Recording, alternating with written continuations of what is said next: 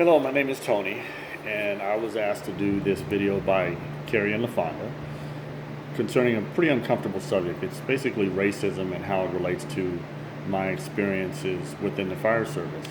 Um, I currently work for one of the largest fire departments in the nation. We have over 3,500 uniformed personnel and about another 1,000 civilians that work tirelessly behind the scenes to make our job safe and make our interactions with the public both professional and noteworthy for all the members that we come in contact with. So, having said that, there's a couple incidents that I can tell you about.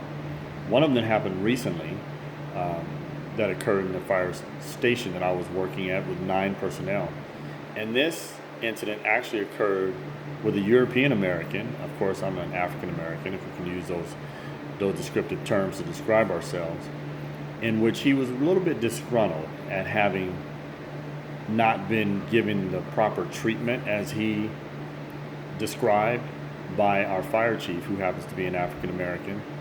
And so, in the midst of that discussion, which I was not participating, but I was sitting at the table, he threw out just one thing that I thought was a little bit out of line. And he said, well, it seems that, seeming that we have an African American fire chief, that the brothers have been doing well in the fire department. And my response was, well, since we've been actually in existence, we've had numerous fire chiefs over the many years, and it seems like the European Americans have been doing pretty well themselves. So, of course, he said, don't take it personal. And I said, well, I'm not really taking it personal, I'm taking it professional, that you feel that my contributions were not worthy of a position, and the only reason why I received it was because I happen to be an African American, and the fire chief is African American also. So that was one interesting discussion. Another discussion took place regarding hiring practices in the fire service and how it's perceived that in order for you to be hired, then you have to list on your application that you're an African American female. And I find that to be very interesting because if you look at the history of our department and our hiring practices, we've only hired throughout the history of this department 21 African American females throughout our existence, and the department became in existence in 1907. Isn't that ironic? We've only hired 21 females, but the perception out there of many European Americans is that if you list on your application that you're an African American female, your chances of being hired are greater. I find that to be very interesting. But those are typically some of the discussions that take place around the table. And even the more recent incidents, like the shootings that's taking place in Las Vegas, and the lack of calling that a terrorist incident. We had a discussion about that around the table. And how can a European American who kills 58 innocent individuals who are attending a concert not be called a terrorist when we have charges being filed against African American men and women who were involved in domestic violence incidents, but their record says that they have terrorist affiliations because of a interaction between people that were in a relationship. Why are we not using the same label for someone who killed 58 people as we routinely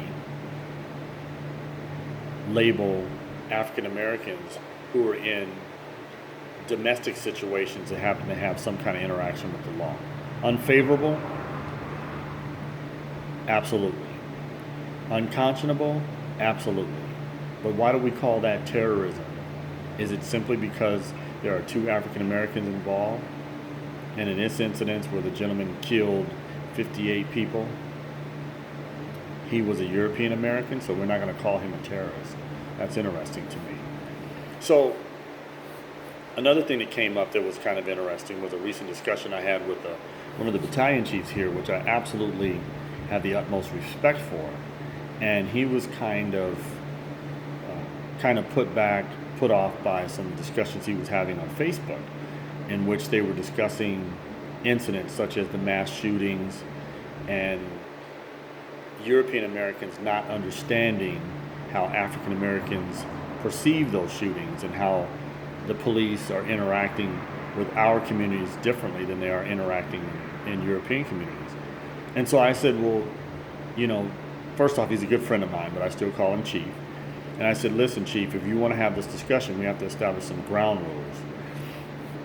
And he said, he agreed. And I said, well, these are the ground rules. First off, we have to agree that my opinion and your opinion and how you feel and how I feel matter.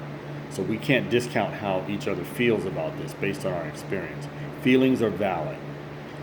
The second ground rule we have to agree to is that the purpose of this discussion is not to change your opinion or change your conclusion or how you feel about anything or discount how you feel about anything.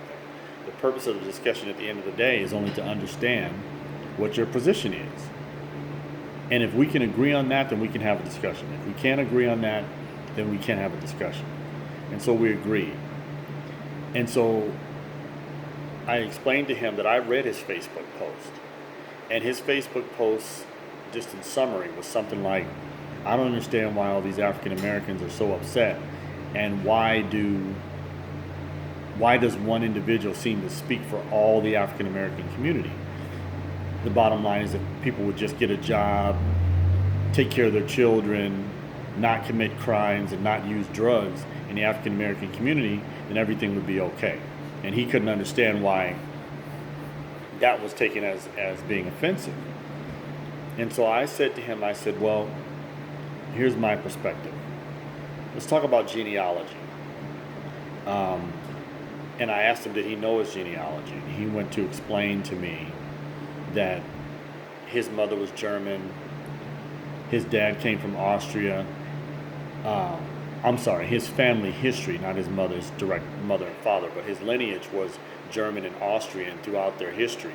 And they could trace that history back through the 1600s in this country, all the way back to the motherland, as he called it, of Austrian Germany, in which they knew who their aunts and uncles and grandparents were, and great-grandparents and great-great-greats prior to that. And I said, okay, so contrast that with a typical African American, and I'll use me as an example. Our family has recently been doing some genealogical studies and going back trying to find out what our history is. Now, it's been widely known that we are African Americans who were, or widely believed that we're African Americans who were descendants of Cherokee Indians and emancipated slaves in Oklahoma back in the mid-1800s. But what's interesting about our genealogy is we can only trace it back to the mid-1800s, because prior to that we were direct slaves that came from other countries. We don't know those countries by name. We do know that they were in the continent of Africa, but we have no direct linkage. We can't say whether they were Nigerian, whether they were Ethiopian. We can't say those things because from that perspective, we don't have that history. Our history was taken from us, and we can only pick it up from the 1800s. But if you bring it forward and you use modern technology, which we did, one of the fascinating facts that we found out as a family is that all these years we thought we were African Americans, descendants from slavery, but our genealogy doesn't actually support that. Our genealogy supports that we are actually born of an Italian man and a Cherokee Indian woman. Now, wrap your mind around that for a second. If you've grown up, and of course we're not the darkest African Americans in the country by any means, but if you've grown up thinking all your life that you're African American, descendants of an African American slave and a Cherokee Indian lineage, only to find out that you were born out of some type of illicit relationship between a European man and a Cherokee Indian, then a lot of questions come through your head. Was she forced? Was she raped? Was she taken as a slave? Was she even acknowledged? Was this a romantic relationship? Or was this something that was born out of some type of deviant behavior on the part of a European who forced himself on one of my ancestors years and years ago. So think about that. But typically, as we have this conversation about race, and I mentioned it to my friend who's a battalion chief, his last response was, get over it.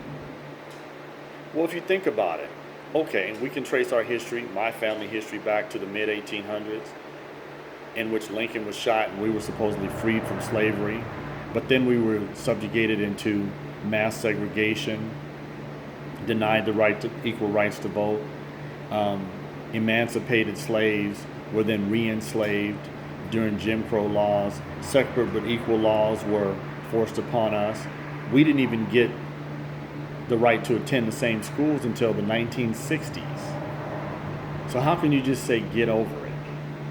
And then we fast forward to the 2000s, and even in 2017, European Americans are having conversations around the dinner table about how you can gain an advantage in this hiring process by pretending to be something that you're not, by claiming to be an African American female.